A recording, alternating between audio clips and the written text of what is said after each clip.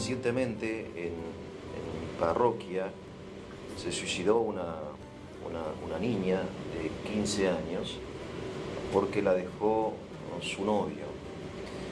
Y ella lo vivió como una tragedia insoportable. O sea, la vida en ese momento perdió sentido, entiendo, para ella. Yo fui a visitar a su familia y curiosamente los padres no se habían dado cuenta de nada.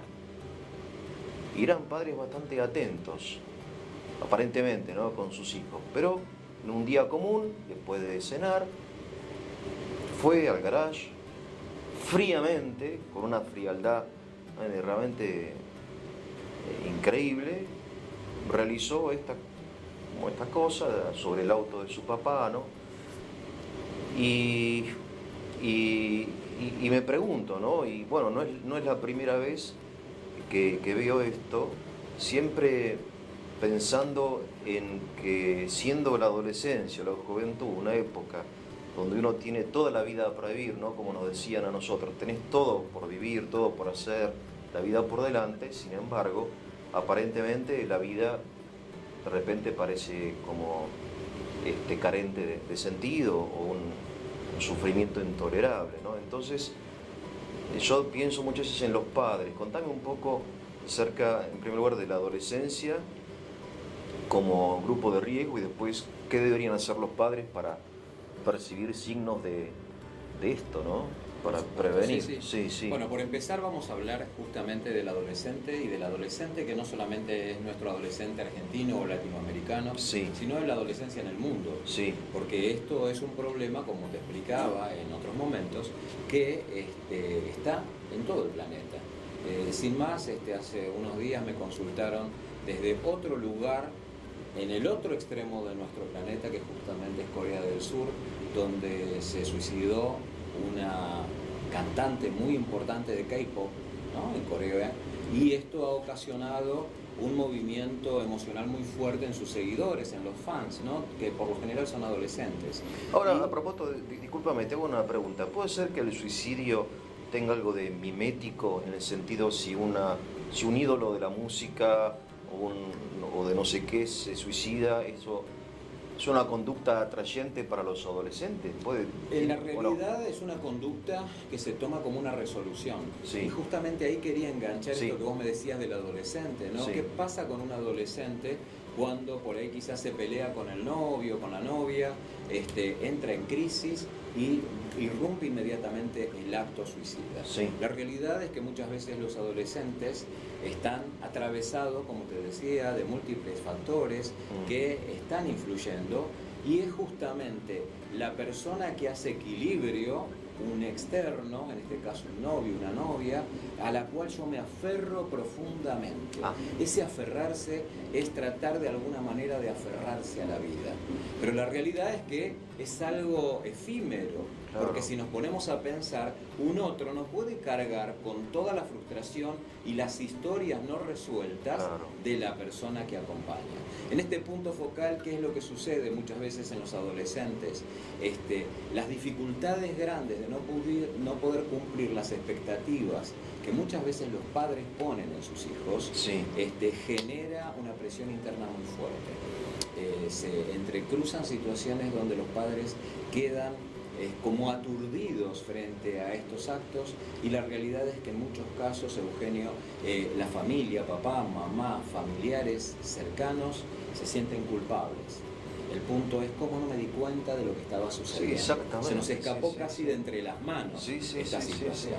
Y lo que nosotros trabajamos fuertemente justamente es en salirnos de esta posición de culpa, para poder entender que cuando hablamos de un trastorno del comportamiento estamos hablando de una situación de extrema vulnerabilidad emocional, claro, con pocos elementos, habilidades internas y sociales para poder enfrentar estas emociones que se transforman en frustrantes y que no se pueden de alguna manera superar en ese momento de crisis. O sea, en el caso de esta niña que te comenté, siguiendo como tu lógica, de repente para ella la vida era su novio. Su novio se fue, la vida desapareció, digamos, como identificando al novio con la vida. o que podría ser en el caso de, por ejemplo, un estudiante que no tuvo éxito, su carrera era su vida, o sea, identificar la vida con algo, con alguien, Exacto. ¿no? Y entonces obviamente desaparece ese algo, ese alguien, y ya la vida deja de existir. Por Un otro poco lado, así. un poco así, pero también tenemos que pensar que justamente la vida empieza a ser ese otro, ¿no? Claro. Y podemos empezar a tener una fuerte conexión con ese otro que me impulsa, que me alienta, que me contiene, que me acompaña.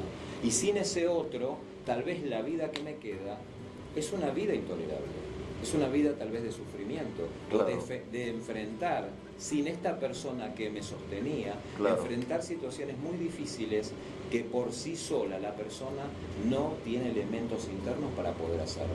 Claro, ¿no? porque se trata la vida de construir tu propia personalidad, entiendo. Exacto. Y no de alienarse en otra cosa o en otra persona. Correcto. ¿No? Y lo que sucede a parece nivel a mí que- general, ¿no? Cuando salta una noticia con estas características Sí. es justamente se suicidó por problemas económicos, se Claro. suicidó porque la dejó el novio o porque se peleó con el marido, o siempre hay un factor que es lo que difunden los medios de comunicación. Sí. Y lo importante de esto es saber que ese puede ser el factor que desencadenó el impacto o el impulso Ahí está. a llevarlo a el intento de suicidio. Pero detrás de esto Hay un vacío. hay un vacío y hay múltiples factores que hay Claro. que investigar Claro, de qué exactamente. cosas llevaron a construir esta mirada tan particular. Porque Claro. te quiero decir, ningún ser humano, verdaderamente ningún ser humano desea morir. Lo que desean profundamente es dejar de vivir como están viviendo. Dejar de sufrir. Dejar de sufrir, porque justamente de lo que se trata cuando hablamos del trastorno del comportamiento suicida es de un gran dolor emocional intolerable a esa estructura. Ahora, ¿el comportamiento suicida es permanente o es impulsivo? Me refiero, si de repente un joven que se suicidó con un tiro en la cabeza no hubiera tenido el arma en su casa, y por esa misma razón no hubiera tenido posibilidad de realizar, al otro día hubiera intentado de nuevo.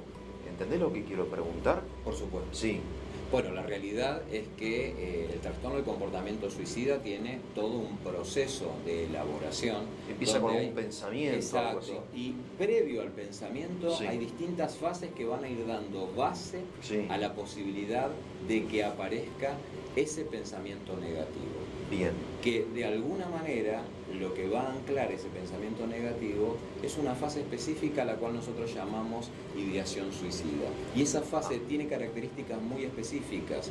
Por lo general está asignada por 3 preguntas básicas Sí. que son necesarias de dilucidar en ese momento cuando estamos con personas con estas características. Esas 3 preguntas son cómo, cuándo y dónde.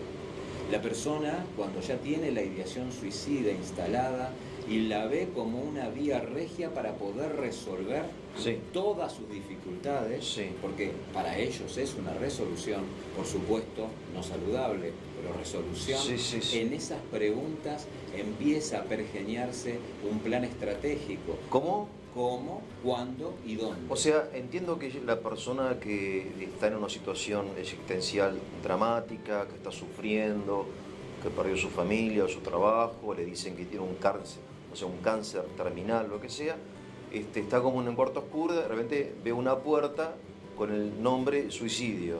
O sea, entiende que la salida de la situación es eso, ¿no? Y como que acepta esa idea. Y después empieza, habiendo aceptado esa idea, esa salida, después empieza a pensar ya en las circunstancias. Claro, empieza a El elaborar cómo, el cuándo y el dónde. un plan estratégico. Ah, Y esto es importante que se entienda, ¿no es cierto?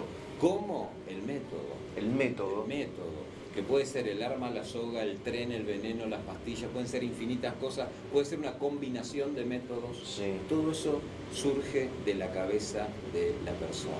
Pero también el dónde, ese escenario, ese lugar, ese testimonio que de alguna manera en ese acto va a quedar como última comunicación de esa persona, ¿no? Ese escenario que nos comunica.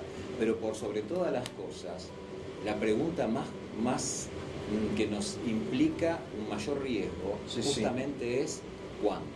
Ah. Es la fecha. O sea, ¿cuándo voy a ejecutar este acto que ya lo tengo elaborado? Entonces, el punto focal es poder trabajar, poder instalar una palabra, poder hablar, con lo cual eso nos ayuda Ahora, a desandar esta historia. Ernesto, entiendo que todo esto se realiza en el interior, en el secreto. No es que lo están comentando con amigos o con parientes o con familiares. Ahí creo que está la dificultad, ¿o no? O hablan. En parte sí.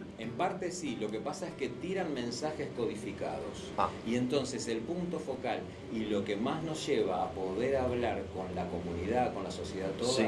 es poder mostrarles que van dando señales. Ah. El tema es que el ser humano, en la cotidianidad general, no está preparado para codificar o para leer esas señales que la persona está empezando a decir.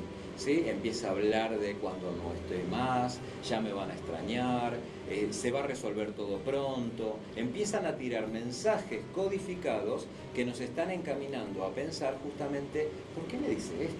¿No? ¿Por qué me está manifestando esta situación? Y la realidad, lo que están diciendo es, de a poco me estoy despegando de esta vida, me estoy despegando de estos problemas, esto se va a resolver prontamente.